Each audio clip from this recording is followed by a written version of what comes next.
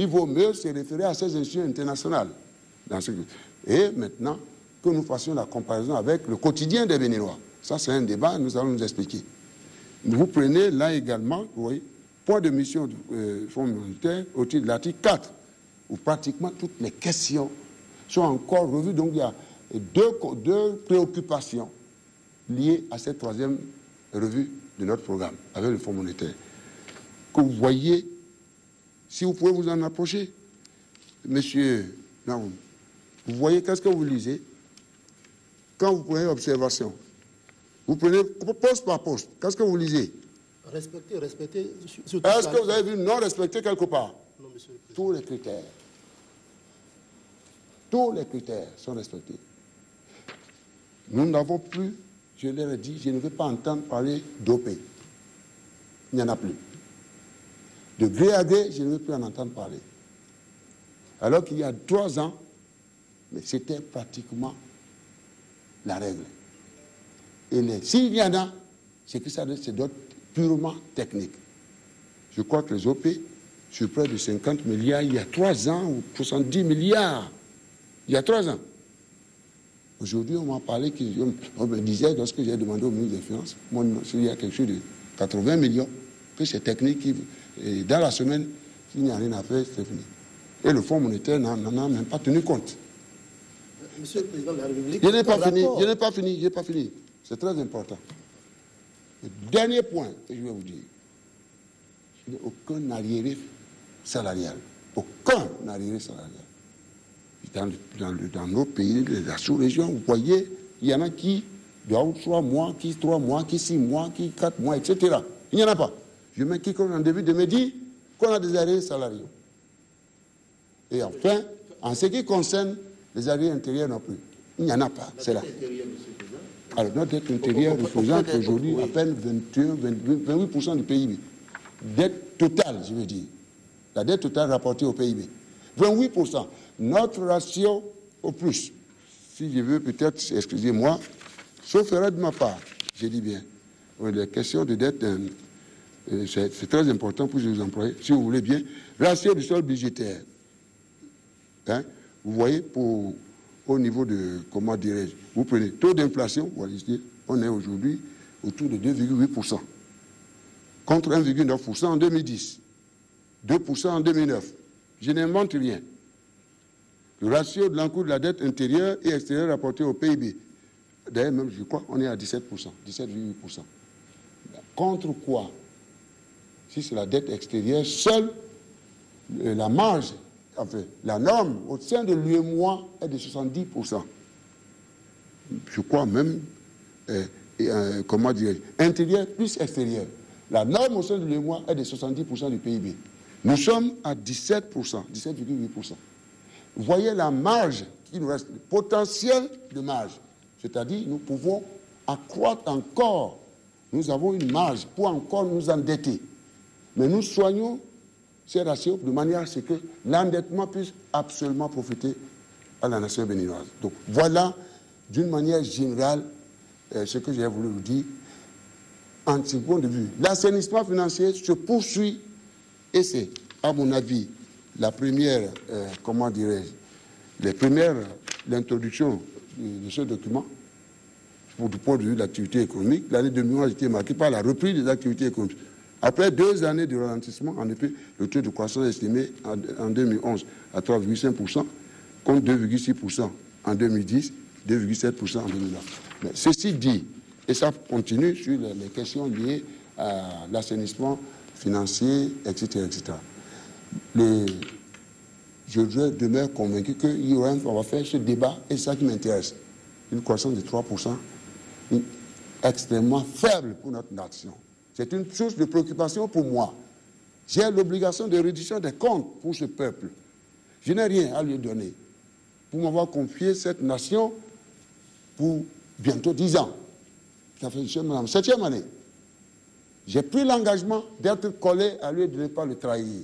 Peut-être que c'est ce faisant qui a créé des accros, on en parlera, et qui nous a amenés aujourd'hui à cette contre-performance. Certainement ne serait-ce que l'année 2011.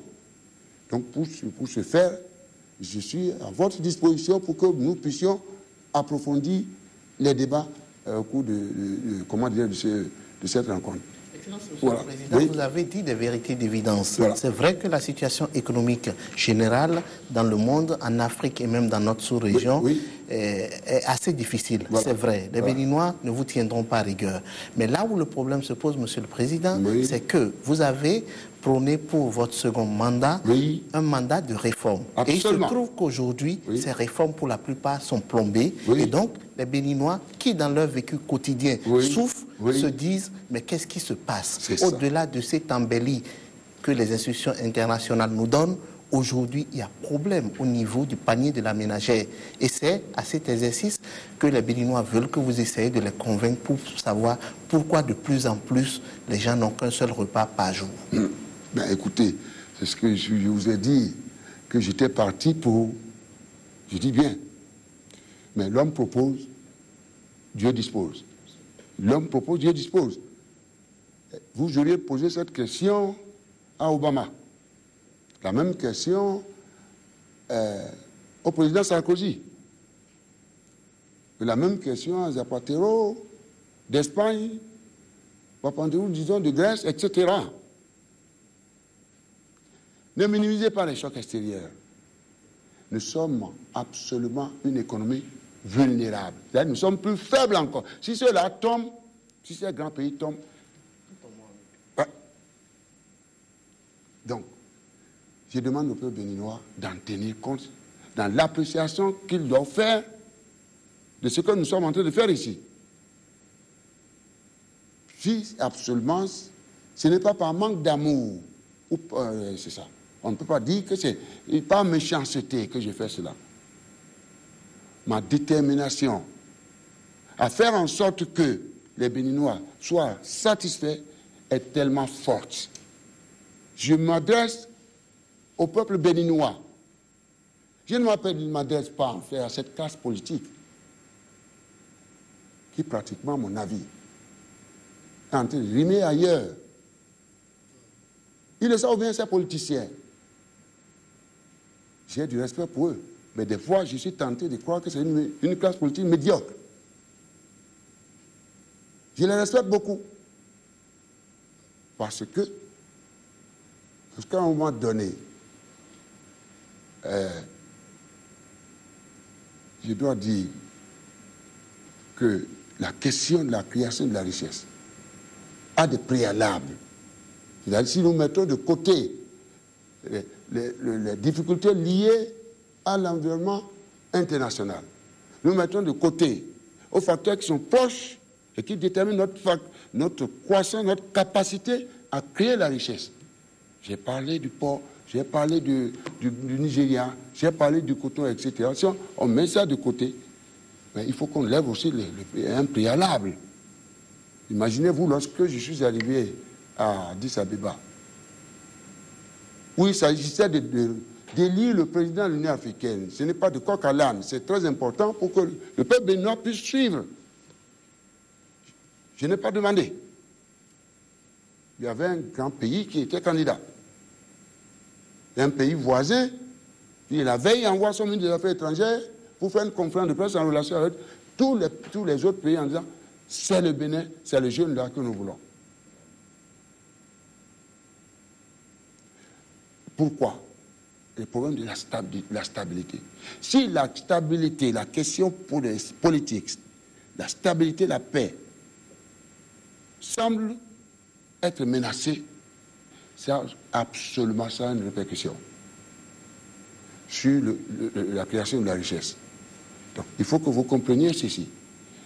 Alors, je vais revenir sur cet aspect, parce que c'est déterminant. Je suis dans ma 7e année. Et je regarde Dieu le Père Céleste. Et comme Jésus l'a toujours regardé. Je regarde le Dieu le Père Céleste. Pourquoi m'incombe cette corvée? Alors, moi, quand vous me dites les réformes, écoutez, les réformes sont là et les réformes seront poursuivies. Il n'y a rien à faire. Nous avons lancé en l'espace, il y a quelques jours, je dis quelques années, excusez-moi, où on avait quelques difficultés en matière de ressources douanières. Je crois il y a 2 ans, ou 3 ans, pardon, 3 ans de cela, les années 2008, 2009, peut-être que maintenant, ça fait, comment dire, la question de la mémoire maintenant. On était au mois de novembre, vers le 18 novembre, lorsque j'ai reçu le représentant de l'Union européenne. Et Monsieur le Président, nous avons un problème avec vous. Ce problème, c'est que vous avez l'évolution des recettes qui est décevante, donc les recettes douanières chutent et la masse salariale monte. Au point où nous en sommes, nous ne pouvons pas décaisser. C'était environ, M. Gomina, 48 milliards. Vous devez absolument aller prendre la lettre du confort du Fonds monétaire international, c'est-à-dire l'accord préalable. J'ai envoyé le ministre des Finances. C'est comme si on lui disait merci, repartez. De l'époque, le ministre des Finances de l'époque. J'ai dû prendre l'avion moi-même. J'arrive, il y avait à l'époque le directeur général Dominique Strauss-Kahn qui a dit, cher ami, pourquoi tant de générosité à l'endroit du monde des travailleurs? La masse salariale évolue plus vite que vos capacités à créer les ressources. J'ai dit c'est vrai. C'est que je crois à la stabilité pour que la nation puisse être stable et puisse se mettre au travail. Parce qu'à l'époque, ce ratio, c'est-à-dire sur 100 francs de recettes, on était déjà à 48 francs. On était déjà à 48 francs. Sur 100 francs, au lieu de 35 francs, en termes de masse salariale. J'ai dit, écoutez, je vais y veiller. Et le jour-là, on a tenu la réunion. Bon, ok, nous allons pouvoir vous donner je suis parti avec la lettre du confort le jour-là. Ils ont décaissé. L'année qui a suivi, même scénario, 35 milliards. C'est là que j'ai dit, mais c'est pas possible, il faut qu'on en finisse avec cette affaire. Donc j'avais commencé avec les douaniers, tout ça, etc. C'est comme ça que nous avons dit, bon, très bien, nous allons lancer ce programme, le programme de vérification des importations de nouvelle génération, n'est-ce pas? Nous l'avons lancé. Et Mali, vous n'allez pas me dire que nous ne l'avons pas lancé. Nous l'avons lancé. Très bien. Écoutez, lorsque la réforme est bien conçue, attention, autre chose est que la réforme soit bien conçue et autre chose est que la réforme soit mieux gouvernée et mieux gérée. Dans ce cas, qu'est-ce qui s'est passé? Mais dans ce cas, je me souviens bien, je revenais de la campagne. Donc d'abord, avant d'aller, j'ai dit bien avant d'aller, c'était à la veille, après les présidentielles. J'avais besoin d'une majorité parlementaire. J'avais besoin d'une majorité, compte tenu des souffrances que j'ai eues au cours comment dirais-je, des 3 dernières années du premier quinquennat, vous savez, où le Parlement, qui est au cœur de notre démocratie, a été paralysé. J'ai eu à m'expliquer devant le peuple béninois à l'époque. Rappelez-vous. Pour moi, j'ai dit, pour ce second quinquennat, la priorité des priorités, c'était la majorité parlementaire. Donc, après les résultats présidentiels, je devais partir. Lorsqu'il était question de lancer l'appel d'offres pour cette affaire de PVI, c'est-à-dire le contrôle des importations, le scanning et le tracking. Je ne vais pas revenir parce que je ne sais pas, j'ai peur que le temps ne soit épuisé parce qu'il y a des questions essentielles.